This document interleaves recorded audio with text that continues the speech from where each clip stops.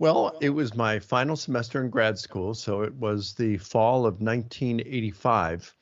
And I was doing a Master of Arts degree in New Testament studies. And for the first time in my life, I started to have questions about my faith, whether it was true. And it wasn't anything I'd learned. It was just a matter of, people of other worldviews and, religious beliefs.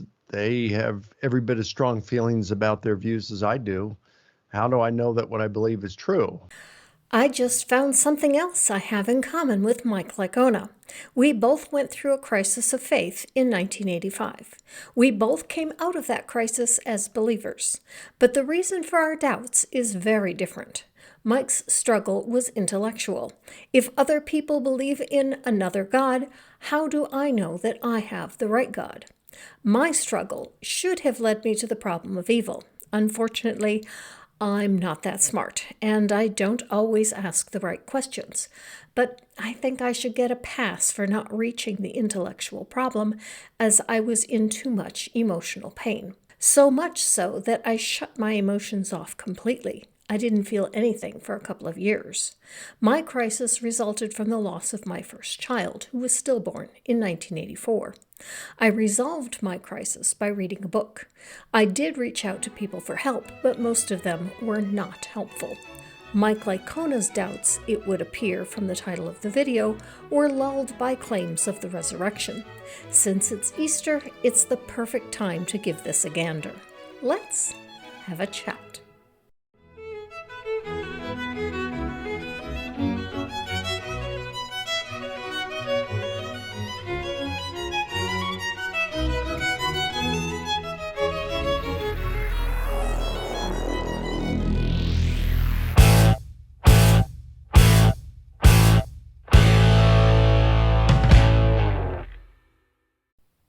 Hello and welcome. Thank you so much for the view, and an extra special thank you to all of my patrons and channel members. Before we go into what quieted Licona's doubts, when he mentioned finishing up grad school in 1985, I looked up his age. He is the same age as me, as is Frank Turek and J. Warner Wallace. What is it about being born in 1961 that makes you be all in for the faith? And why am I the only one of the group that found my way out? Gen Z, we won't be around much longer. When our generation is gone, you pick up the ball and run with it. Let the world know that to live a good, meaningful, moral life, we don't need no stinking gods. Back to the video. Now, at that point, I was averaging praying probably an hour to 2 hours a day. I was just really dialed into the Lord. I just was enjoying my walk with God at that point. But then I got thinking, well, is this really true, or am I just deluding myself into thinking I've got this relationship with God? What about people of other religious beliefs? Do they have religious experiences? How do I know what I believe is true? An excellent question. I didn't spend an hour or two daily in prayer, but I did spend an hour a day in a combination of prayer and reading the Bible. In addition, as is likely the case with Licona, I was at church every Wednesday and twice on Sunday. I never asked at this point if my relationship with God was real. If I had, I probably would have left the faith in 1985. Instead, I took the relationship part for granted. I really believed that God was there, that He heard me when I prayed, and that He cared about me. I had also recently experienced what I considered and still consider to be a miraculous event. I just see the miracle differently now than I did then. Here's what I mean. As my husband and I were moving from Fort Knox to Fort Hood, we drove through Nashville. A new Michael Jackson Wax Museum exhibit was opening that day. Traffic in Nashville was at a standstill for the two lanes that exited to go to the event. The two lanes not exiting moved at a normal pace. A car pulled out from a dead stop in front of me. I was going around 50 to 60 miles an hour. Because we were moving, we had to take everything with us that the movers would not take, and that meant that I had everything we owned that was flammable in the car with me. I was 100% convinced that I was about to die, and there was nothing that I could do about it. So I closed my eyes and said, "Jesus, here I come." A few moments later, I opened my eyes when there was no crash. The car that had pulled out in front of me was behind me. Did my car dematerialize and go through it? I pulled off at the next exit, shaking like a leaf. My husband was driving our second car and had been right behind me. He saw the whole thing. The only reason I know what happened is because he saw it. There was a small red pickup truck in the left lane, to my left, and to their left was a concrete barrier. The truck slowed and moved as close to the barrier as it could. The car that pulled out in front of me stayed to the right of its lane, and I passed between the truck and the car. At the time, I thought an angel must have taken the wheel of my car, as I had my eyes closed. Now that I am no longer a believer, I know I owe my life to the driver of that red pickup. They were paying attention and had the skill to move and make room for me to pass, when there wasn't time for me to slow down. It was a miracle, but not a supernatural one. I owe my life to the driving skills of the person in that truck, and to being very lucky to have steered between the vehicles with my eyes closed. Frankly, I don't think having my eyes open would have helped. I did the best that I could to center my car before I closed my eyes, but had they been open, I might have panicked and overcorrected. It was most definitely a miracle, but everything that happened in that miraculous event was natural, not supernatural. Licona would appear to attribute his staying in the faith to a supernatural event. At the time of my miracle, I thought it to be a supernatural one as well. One problem with seeing the supernatural in the natural is that we give thanks to the wrong entities. I gave thanks to God and to my guardian angel. I didn't think about then how much I owed to that truck driver. People continue to make this same error. They recover from an illness and they thank God, but not the doctors and nurses that did the work to get you well. A pilot averts danger, and people thank God, but not the pilot. Someone saves you from a violent criminal, and you thank God, but not the person that saved you. Now, I realize that this is not always the case. There are plenty of believers out there who give thanks both to God and to the people who do the real work. Good on them. But I am sick of God getting the credit for what people do. And so one of my roommates who was doing a Master of Arts degree in Christian apologetics suggested that I go see Gary Habermas. And so I did. I saw him in his office. He was welcoming. It helps when you can go see a famous apologist to talk about your doubts. When I had doubts, I had no one to turn to but pastors and books. The pastors made the problem worse. They had no idea how to recognize and deal with a combination of grief and crisis of faith.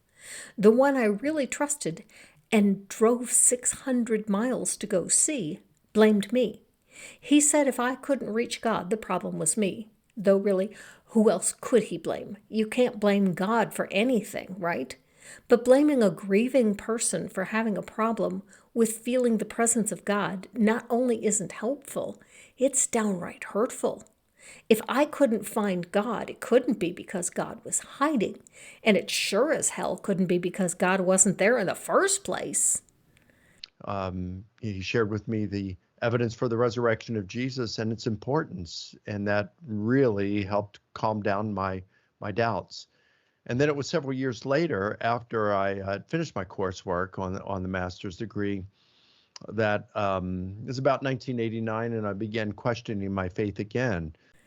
Wait, we didn't get any details. What was the alleged evidence that convinced you that it was a historical event? Bummer. I thought this was going to be a video on the resurrection. Maybe he'll get to it later. I was running into, as I was sharing my faith with skeptics, they were bringing up objections I wasn't used to hearing, didn't know how to answer, and there was no email back then, so I called Gary Habermas, and I said, what do you think about this? And, he'd point me to the resurrection of Jesus, and he said, Mike, if Jesus rose, Christianity's true, even if, let's say, the Gospels weren't written by the traditional authors, or there's errors in the Gospels, or, whatever the objection is, if Jesus rose from the dead, Christianity is true, period. Okay, so we do get to it. Not the evidence for its truth, but the significance of the event, if it happened. Let's talk about that. For argument's sake, let's assume that Jesus did rise from the dead. Does that make Christianity true? That depends. It depends on what constitutes Christianity. The answer to that question differs with different people who identify as Christian. But the resurrection is the central event to all of them, even if what other entailments are necessary differ. So if Jesus rose from the dead, at least part of Christianity would be true. This would not be a natural event, unlike my event in the car, and thus, if it happened, there would have to have been some sort of supernatural force that caused it. But could this force have been the Christian God? I say no, it could not. I now lay out my case. Another central tenet of the Christian faith is that the Christian God wants a relationship with its followers. It wants all people to come to it. It wants all to believe. If God wants all to believe, it is either able or unable to achieve this goal. Christians claim their God is omnipotent, so if it is unable to do this, it is not the Christian God. If God is able to draw all people to himself, he either knows or he doesn't know what that would be. If he doesn't know, he is not omniscient, and he is again not the Christian God. So for the Christian God to exist, it must know what would accomplish his desire to save all people and have the ability to do so. Is God willing to act on his desire to draw all people to himself? If he is willing, then he would have done what he knew how to do and was able to do to accomplish his goal of drawing all people to himself. But he did not. 2/3 of all people today are not in a relationship with this alleged God. Billions of people have died without knowing who this God is. We can only conclude that this God has intentionally withheld or permitted to be obscured evidence of his existence. Is the problem free will? Is the problem that humans know of this God but refuse him? This would be resistant non-belief. We will deal with that case at the end of the argument. But what of the non-resistant non-believer? Surely you would not deny that such a person exists, would you? The Christian God is also described as perfectly loving. If a perfectly loving God exists, then reasonable non-belief could not exist. That God exists and is perfectly loving is incompatible with the existence of reasonable non-belief. Because a morally good, loving God cannot allow a person to suffer for eternity, regardless of whether that is eternal conscious torture, eternal separation from God, or annihilation, it seems highly improbable that a good God would do that. J.L. Schellenberg argues, it is not as though someone who cannot be grateful to God or praise God because she does not believe there is a God could do so if she only tried a little harder. Such attitudes and actions are not just contingently difficult, but are logically impossible for one who does not believe that God exists. Since one cannot add to one's beliefs just by choosing to, since belief is involuntary, it follows that while in a state of non-belief, I am not in a position to relate personally to God. But then, given Proposition 1, we can infer that God will seek to bring it about that I am never in a state of non-belief. Since the very state of belief is involuntary, it is inappropriate to blame the unbeliever for non-belief. In the non-Western world, there exist people who have never entertained the proposition that God exists, let alone considered the truth or falsity of that claim. Second, there are those from both Western and non-Western backgrounds who are to some extent familiar with the idea of God, but who have never considered with any degree of seriousness whether it is instantiated. Individuals in these two categories exhibit what we may call unreflective non-belief. Since non-resistant non-belief or non-reflective non-belief exists and is logically incompatible with the existence of a perfectly loving God, the Christian God cannot exist. Therefore, if Jesus rose from the dead, it is not proof or even evidence of the truth of the Christian God's existence. If Jesus rose from the dead, and if this was a supernatural event, the force that caused the event could not have been the Christian God, and therefore even the resurrection is not proof of the truth of Christianity. It is only proof that the Christian idea that Jesus rose from the dead is true. It does not carry with it any of the other entailments of Christian theology. Can Christianity be true with a resurrection if the Christian God does not exist? I think not. Now, the final nail in the coffin of the free will argument, as if you needed one after that. But if you still need it, Christian theology itself destroys the argument that free will is the reason God would be hidden from the resistant non-believer. The story of Paul's conversion on the road to Damascus is the story of a resistant non-believer being converted to belief when given evidence for the existence of God. If God is willing and able to reveal himself to even a resistant non-believer, resulting in conversion, there is nothing in Christian theology to preclude God from doing the same for any other person. God does not show favoritism. Because of this story in Christianity, I think we can take the divine hiddenness argument one step further. If a perfectly loving God exists, non-belief does not occur. Non-belief occurs, therefore a perfectly loving God does not exist. When I started this project, I had no idea I would end up in a deep dive into divine hiddenness, but somehow I always managed to end up here. Can Licona defend his position? And so that's what got me interested in it initially. And later on, Gary and I are writing a book together, which came to be The Case for the Resurrection of Jesus. And when that was finished in 2000, I guess it was 2002, as we were wrapping it up, I got thinking, well, I said, Gary, you have all these scholars that you have been looking at what they're saying about the resurrection of Jesus, hundreds of them. They come to they're looking at the same data, but they're arriving at different conclusions. Why is that? And who are these scholars? And he said, well, most of them are New Testament scholars. You have a few philosophers here and there. Indeed, if there was a God that cared about what you believe about him and that wanted a relationship with you, could this God leave you in this state? If a perfectly loving God existed, a relationship with this God would enhance our well-being. A perfectly loving being must seek our well-being, otherwise it would not be a perfectly loving being. It must, therefore, seek a relationship with us that entails explicit reciprocal relationship.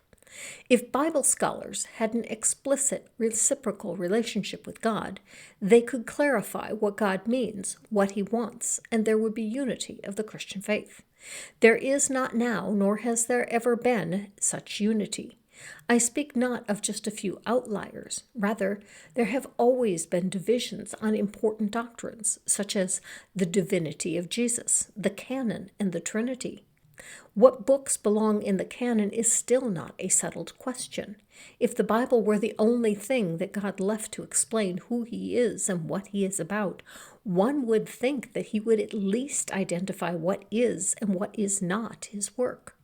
If the relationship with God that Licona, Ortlund, Habermas, and other Bible scholars claim that they have were the kind of reciprocal relationship that we would expect from a perfectly loving being that is inclined to our well-being, these sorts of disagreements should not exist. They could all be solved by simply asking God and getting the answer. But we all know that the Christian God doesn't do this, or if he does, he gives conflicting answers to different people. Does this look like a God that cares about what you believe about him? Is your God okay with it if you believe false things about him? That's it. And I thought, well, philosophers and New Testament scholars, do they even study how to do history, how to practice history? Have they had any formal training in it? A few have. Dr. Richard Carrier, while not a Bible scholar, is a historian and will be on with me on April 4th to talk about this very topic, the historicity of the Easter claims of Christianity. I thought, how would a historian who had been trained as a historian investigate this? So that's what I decided to do for my doctoral research. learn how historians carry on their trade, and then apply it to the resurrection of Jesus and see how it turned out. Did you approach the research with an open mind? Did you let the data speak for itself? Or did you start from the perspective that the Bible is true and look to confirm it with historical data? In other words, did you draw conclusions from the data like a historian, or did you seek the data to confirm your conclusions like an apologist? Yeah, fascinating. Let me ask you about this, because my experience has been this. I'm curious if you see this in others or if you can relate to this at all yourself. I went into this topic very skeptical that a good case can be made. I just thought, well, this is ancient history, 2,000 years ago. How can we really know anything for sure about something that happened so far back? Given Gavin's theology, I am skeptical of his skepticism. I am sure that he thought about the fact that it is difficult to be sure of events of the ancient past. But if you are looking at it with the idea that the Bible is the complete inerrant Word of God, that isn't skepticism. Did Gavin discard that idea in his search? Did he compare the historical evidence that we have for a resurrection to other such events of that time period, such as the destruction of the Jewish temple, the reign of Tiberius Caesar? If so, how did the evidence stack up? We could maybe say it's possible, but how strong a case can you actually make? I got into it and I was blown away by how compelling I found the argument personally. Wait a minute. You went in search of evidence. You went looking for historical data that backs a resurrection. They're looking at the same data, but they're arriving at different conclusions. And you came away with an argument. And I was blown away by how compelling I found the argument. Not the data you went in search of. An argument. To be fair, it was Mike, not Gavin, who said he was looking for the data. But Gavin did not differentiate that he was looking for an argument, not the data. What I find disingenuous about this is that the audience is left to think that the data was examined and found to be compelling, that a resurrection historically happened. Instead, all Gavin found was an argument that could be made for a resurrection, not that there was any historical data to support such a claim. Do you find others have that experience? Do you find that as a common experience? Yeah, I would say there are quite a few who have that if they look into it. I mean, I know of people who were trying to disprove Christianity and they looked at the evidence for the resurrection and they became Christians. Cool. What evidence did they look at? If I asked for names, I'm guessing it would be C.S. Lewis and Lee Strobel. Lewis was not convinced by data. He was convinced that mythology is all stories about how humans picture a perfect reality, and how that is all pointing to a real story, God's own story. Lewis loved stories and myths. Tolkien convinced Lewis that stories are splinters of the real story. No historical data needed. For Strobel, it was the transformation of his wife, from a lovely person who was an unbeliever to a lovely person who was a believer. Personally, I don't see a transformation there, just a change in ideology. If she changed anything else, Strobel never mentions it. This led Strobel to examine the claims of Christianity, which he found convincing. He says part of his journey was talking to historians. What he found has been reviewed many times from what he wrote in his book, The Case for Christ. But we don't even know if this is who Mike means. Or they were challenged to look at the evidence for the resurrection, and they couldn't explain it away, and it looked like the resurrection occurred, so they became Christians. So that does happen, and people like myself have had doubts, and then we look at the evidence for the resurrection of Jesus, and our faith is strengthened, it's encouraged. Cool. What evidence? We only have a minute left. I doubt that we are going to hear about any evidence.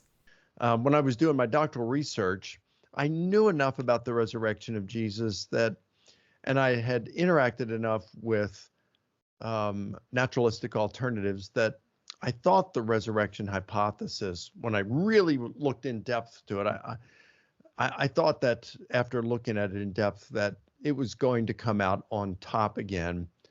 So you admit that you did not do your work with an open mind, despite claiming that you consulted with historians as to how they do their work, and how they do their work is to gather the data and then draw the most reasonable conclusion from the data. Instead, you rejected what they told you, and you went into the project thinking that the resurrection was going to come out on top. You did not draw a conclusion from the data. You started with a conclusion and then looked at how the data might fit your presupposed conclusion. This doesn't make you wrong. You could have started with the right conclusion. You may have gotten lucky.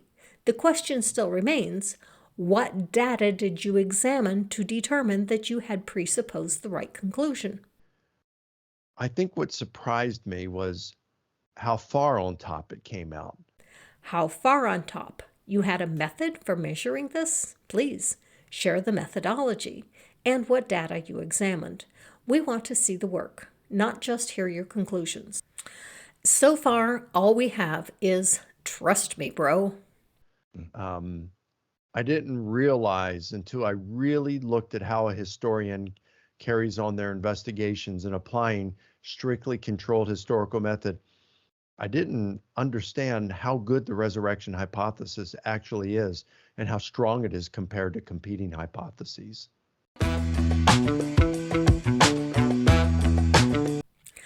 That's it. That is the end. He's sure the resurrection is the best hypothesis to fit the historical data. What data? It's better than the competing hypotheses. What competing hypotheses did you consider? Did you consider the one that the entire thing is all a legend, that Jesus was never a real person and that there was no death on a cross? Did you consider that one? Or did you limit yourself to the usual ones that apologists like to discuss? This entire video comes down to, trust me, bro, I did the work, so you don't have to. Just blindly follow what I tell you because I found the evidence that I won't share and I found it compelling, so you should find it compelling that I found it compelling. I, on the other hand, have laid out an argument that even if there was a resurrection, the power behind it could not have been from the Christian God, because the existence of the Christian God is logically impossible.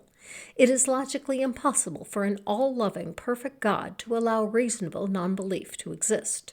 Reasonable non-belief exists, therefore an all-loving, perfect God does not exist.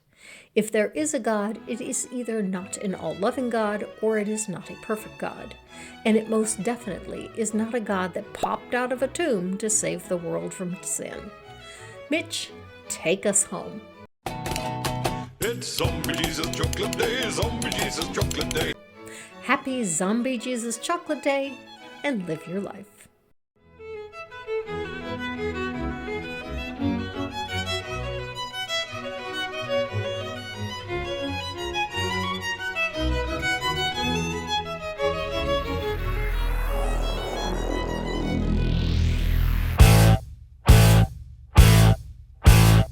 A fresh hot granny chocolate chip cookie goes to Fred Say So. Never fear, Fred is here. Thank you, Fred.